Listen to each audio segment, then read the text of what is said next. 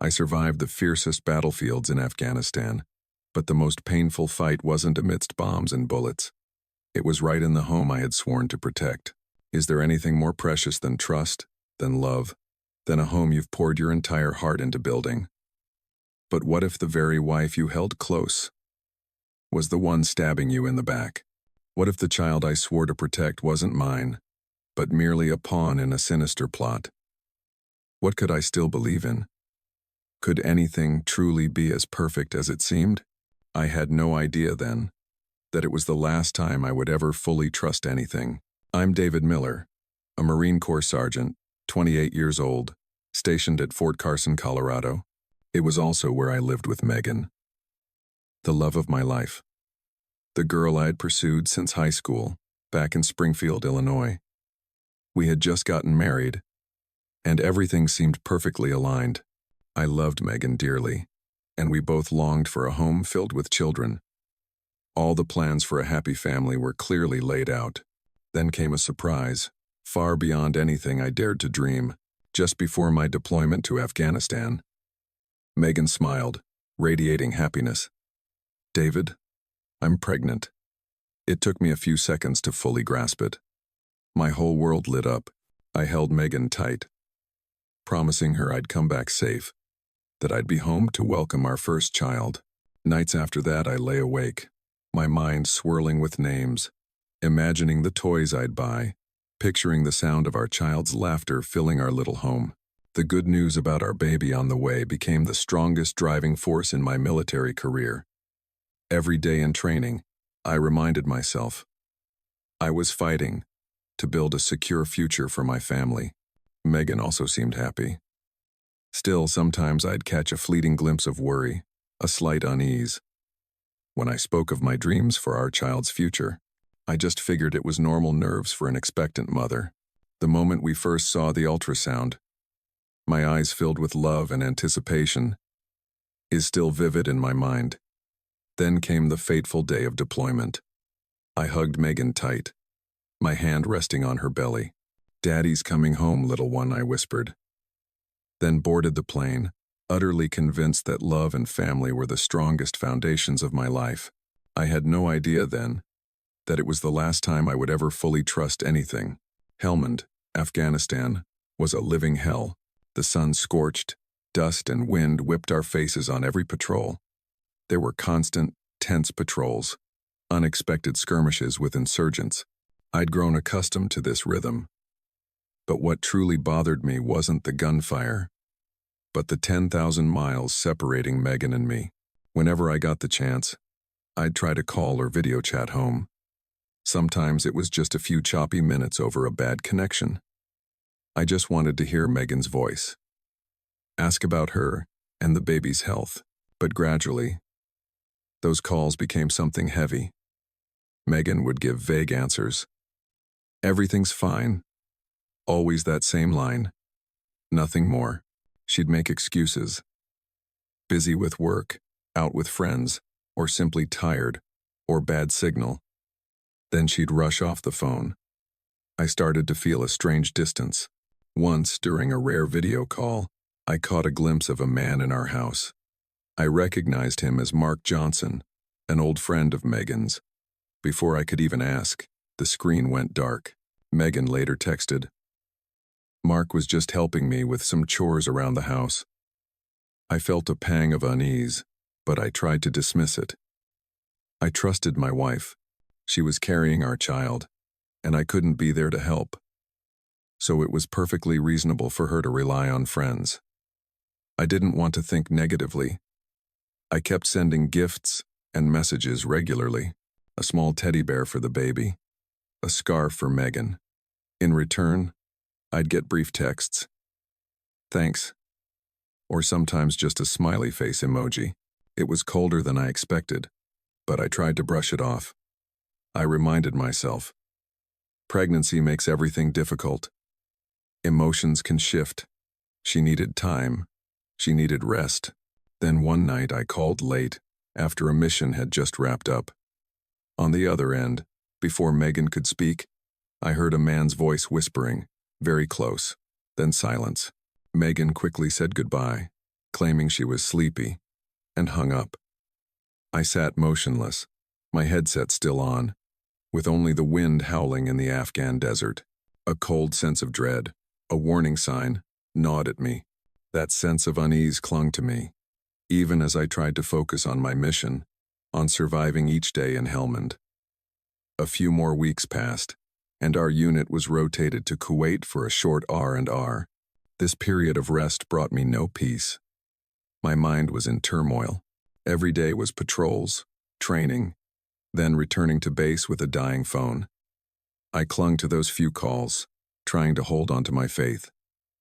But then, a message from Mike Riley appeared. Mike was my childhood best friend, still living in Springfield, and he knew me better than anyone. He texted, "Dave, there's something. I don't know how to say it." When I called back, his voice sounded hesitant. Then Mike told me he'd been seeing Megan and Mark Johnson together more than seemed normal. Mark would often drive Megan to the store, to work, even help her fix small things around the house. Too close for comfort, you know what I mean?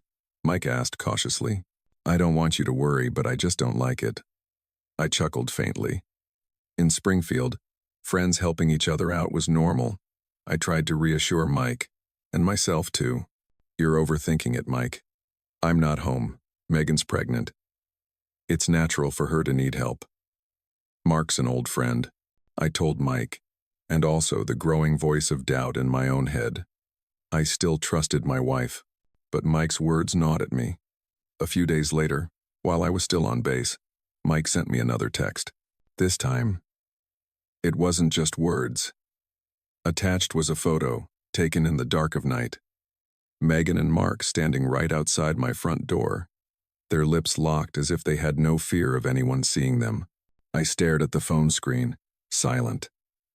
There was no room for denial anymore. Every fragmented piece from before suddenly clicked into a stark, brutal truth. My entire world collapsed. That photo was a direct blow to the face. All the reassurances, all the trust I'd clung to, vanished into thin air. My chest tightened, as if something sharp was tearing me apart from the inside. I called Mike back.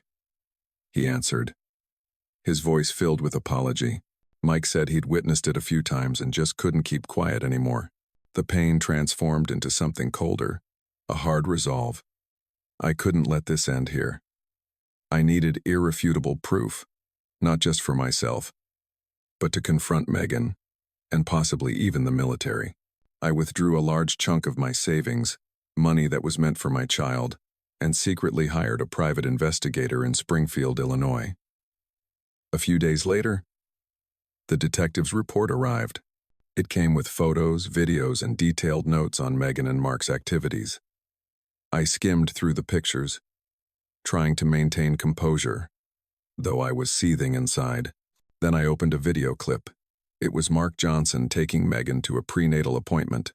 As they exited the clinic, Mark lovingly stroked Megan's belly, and I clearly heard his whispered words through my headphones. "Our boy will inherit all that grunt's assets. All our effort won't be for nothing." At that moment, I no longer felt pain, only a bone-chilling coldness and utter fury. Not just my love, not just my marriage, but the child I had longed for. All of it was part of a despicable scheme, a plan to steal my assets. I watched the video, again and again. Each time my heart felt squeezed tighter. On the table, the ultrasound picture of my child that I had cherished was still there. I placed the two things side by side, the image of my child and the video proving the truth. The contrast was so brutally stark, it felt like someone was mocking me. I called Megan. No one picked up. I called again, then again. Only the endless ringing. No answer. In the middle of that alien desert, I sat motionless. My world had truly collapsed. My world had collapsed, but my body was still in Afghanistan. I still had to patrol, still had to fight. But now, every step in the Helmand Desert felt impossibly heavy. I was haunted. Images of Megan and Mark kissing, The bastard's whispers about stealing my assets constantly swirled in my head like a knife twisting in a wound. The child I had longed for, cherished in my imagination, was now just part of a disgusting scheme. My focus plummeted. I became irritable, quick to snap at Mac and the other guys for the slightest things.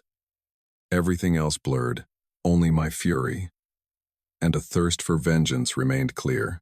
I constantly checked my phone, trying to reach Megan. I wanted to hear what she had to say, to confront her, to crush that lying voice. But she never picked up. She evaded me. Mac noticed the change in me. He tried to talk, to pull me out of my personal mire. "Dave, are you okay? You're not yourself," he'd say. I'd just growl in response, pushing him away. I felt torn. On one side was my duty as a soldier, my loyalty to the core. On the other was the complete collapse of my personal life. My trust, everything I held dear. I sank deeper into anger, despair, the shame of being deceived, and a burning desire for revenge. Then the day came. During an unexpected ambush, our unit came under heavy fire. Gunshots cracked, bullets whizzed past. I should have been covering Mac, but my mind wasn't on the battlefield. I was seeing Megan, hearing Mark's words. I was a beat too slow. A deadly moment of distraction. "Dave, watch out!" Mac yelled. But it was too late. A bullet grazed his shoulder. Mac went down, blood soaking his uniform. I froze, just because of me. Because of my personal pain. A comrade had paid the price. I was immediately relieved of duty. The captain called me into his office, his eyes like ice. "Miller, you endangered the entire unit. You're being put on psychological watch. Your weapon is being confiscated. You're confined to base. And very likely, you'll be facing a court-martial." I didn't resist. I knew I deserved it. I sat there, looking at my hands. Hands that once held Megan, that gently caressed her belly, that promised to protect our child. Now those same hands had brought disaster upon a comrade. I was no longer the David Miller I knew. I was a wreck, torn between the battle outside and the terrible war within. Fort Carson, Colorado. I returned, not to a hero's welcome, but with the demeanor of a disciplined soldier, consumed by profound anger and deep hurt. The plane landed, and I stepped out, feeling heavier than ever before. I didn't tell Megan I was coming home. I wanted to surprise her. The taxi dropped me off at our familiar apartment. I opened the door. Megan was home, her belly significantly larger now. She turned, her face fleetingly surprised, then quickly shifted to a radiant, disgustingly fake smile. "Oh, David, you're back," she exclaimed, rushing towards me, throwing her arms around me. "I missed you so much." I stood still, cold as ice. My eyes stared straight into hers, unblinking, as her arms tried to tighten around me. I forcefully pushed her away. A decisive shove, sending her stumbling backward. The smile on Megan's lips vanished. Her face went from pale to ashen. Immediately, she burst into tears, fake tears streaming down her face.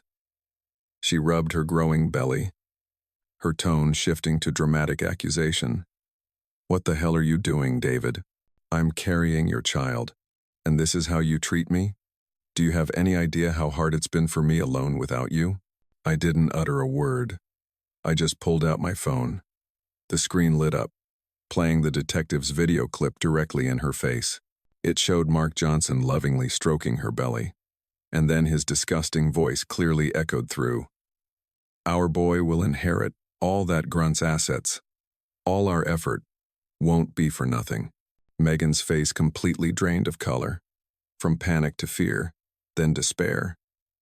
Her lips trembled, unable to form words. I looked at her, my eyes filled with disgust. My voice was low and cold, each word freezing the air. "My child? How stupid do you think I am, Megan? You and that bastard planned this whole thing, didn't you? This child isn't mine.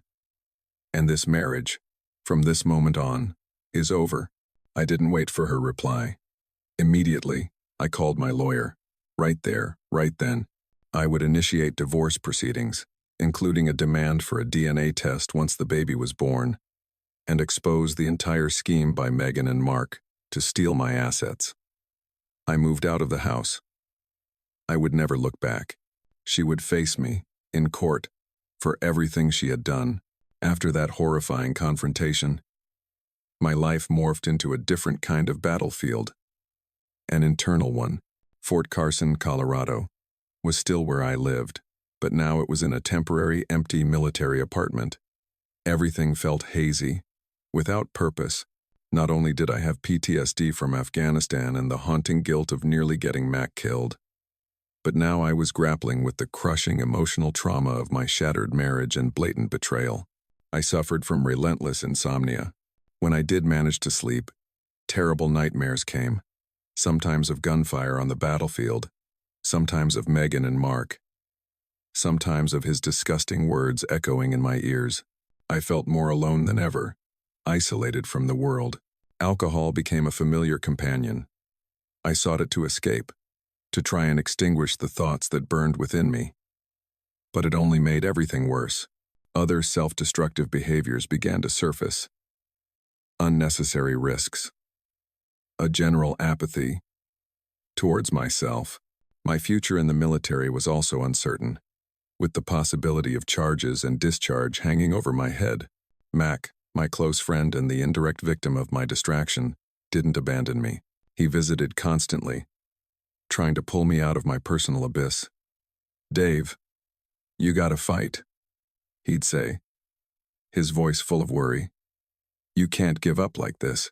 With Mac's relentless urging and pressure from my superiors, I reluctantly sought out Dr. Anya Sharma, a military psychologist.